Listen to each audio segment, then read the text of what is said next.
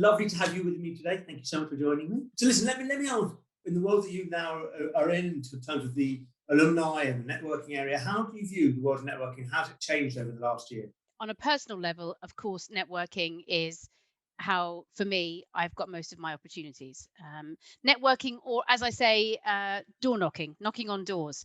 My dad always told me that his father always told him that we are a Yes. family of door knockers, because all opportunities have come from, quite literally for most of them, knocking on a door and asking for a job. So for me, I think networking, door knocking, making yourself known is just something completely natural. I've been doing it since I suppose I've been doing it before I realized I was doing it. Mm.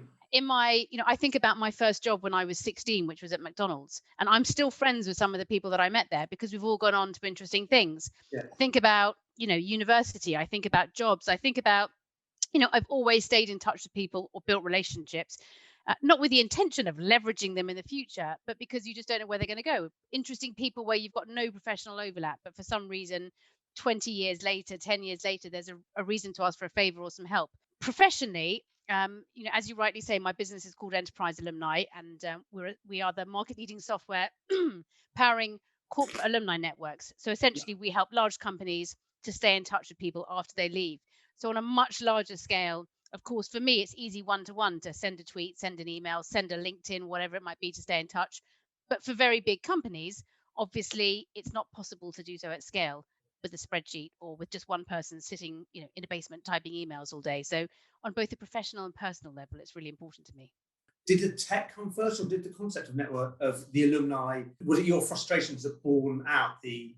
Um, I'd love to say yes, but I'm afraid no. It's not as simple a story as that. Actually, originally, when my co-founder and I started building software, it was to do with connecting people. It was mm, all around the concept of it must be easier to create connections better. For example, with the advent of the cloud and as sort of software became a little bit more complicated and last mile solutions were focusing on very specific problems, we were mm, thinking about how companies have hundreds of thousands of people at times. How can we get them to find each other better? Almost like a great dating site, really. So actually, what we started with was the concept of not professional dating per se, but how can you find people who should be put in touch quicker and faster. So we were always thinking about connections. And then in due course, we realized that the connections inside a company was one thing. But after you left, there were whole tribes, vast pools of untapped people who have a reason to stay in touch with the company for them, and also for the company, it's helpful. So actually, it was a slightly more complicated story than that, I'm afraid. one of the words you've mentioned there is about tribes, and I think kind of from my perspective, in terms of the world of creating tribes, how does that workplace culture and the concept of creating tribes play into each other?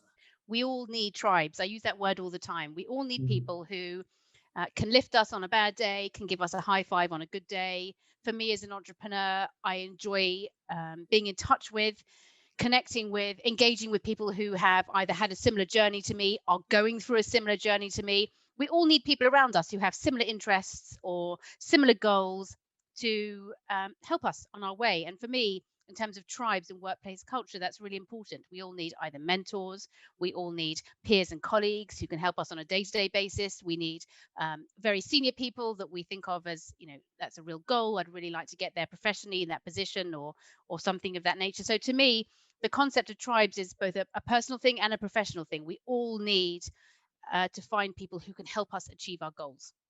How do you feel the world of business and politics are working together well now, and how can the SME businesses feed better into that and be more involved? Well, for me, I've had a bit of a journey where I've been involved and been introduced and offered to be involved in conversations at a high level. So over time, as I've built my businesses, traveled, met politicians, been to Downing Street, and started to build my own expertise, my own insights, my own points of view, I have been pulled into conversations that I am able to contribute to. And it's a real Mm. gift, it's a real honor. And it's also really something I feel really strongly about, using my voice. We are all different personalities, different styles. I'm quite a straight talker. And for me, I think it's really helpful to have a fairly direct link to all of the entities that matter, so that when there's a challenge, an obstacle, a problem, I'm able to advocate on behalf of businesses.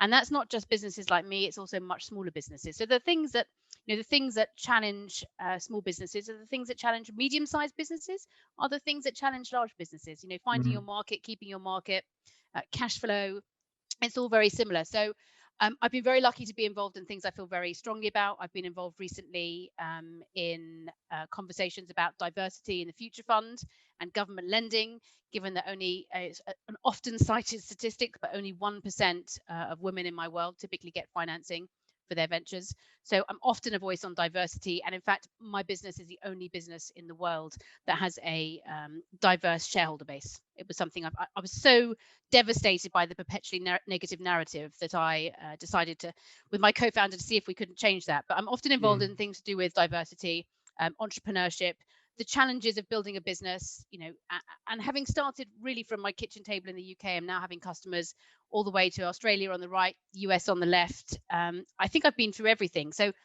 it's really good also to be able to pass that on to smaller businesses and know that I can either help, give them an idea or suggestion that might be really useful. So these days I feel like I am building a business at scale, and I'm using all that information I accrued as a sort of small business and with all these networks to get me there. And I'm also able to share it with some that are sort of on their way to becoming bigger and better.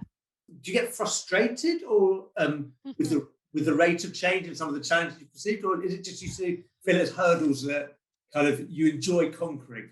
Yeah, well, I think it would be fair to say that in all the areas where I believe there needs to be change, all of that pace of change is glacial. It's a word I'm known for using quite often, and I think really, I think emphasizes how I feel.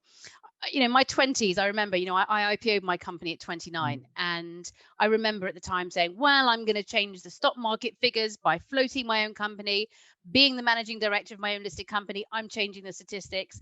I felt that when we did our 50-50, when we did our fundraise and raised quite a lot of money with gender balance, I'm going to help be the change. Things are going to change. And I had this memory sort of stuck in my head of this lady that I met when I was, I think, 29 or 30. And she said, oh, I was like that in my 20s. I was like that in my 30s. I thought there'd be change. I'm now in my 50s and nothing's changed. And I remember thinking, oh, no, that's not what's happening. And now I'm older and wiser. And I'm like, God, the pace of change is glacial. So in answer to your question, I get so frustrated. There's only so much so much we can do individually, but I'm always really keen to either lend my voice collectively to campaigns or sometimes to speak up myself, because as you get older and wiser and a little bit more comfortable with sharing your opinion, yes, you do so a little bit more often. I do have to hold myself back though. I'll cause all the trouble when my business is sold. Until then, that's what I want to hear. I look forward to that. One last question for you. Obviously, kind of we've got the roadmap out of lockdown and kind of in the UK and looking forward. From a business perspective, how are you feeling towards the landscape ahead? And are you in a bullish mood? Are you feeling kind of pragmatic? Yeah, well, Nick, I'm an entrepreneur. So all entrepreneurs are by their very nature fairly optimistic. Otherwise, none of us would have started a business. And certainly I wouldn't be, I wouldn't have been an entrepreneur for this long. So I am optimistic.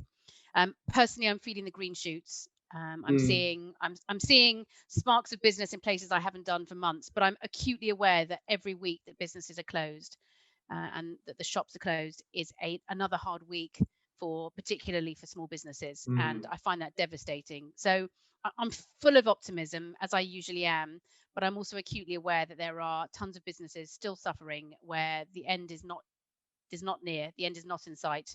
And that is very hard to digest. So for my part, I'm making a point of buying from small businesses.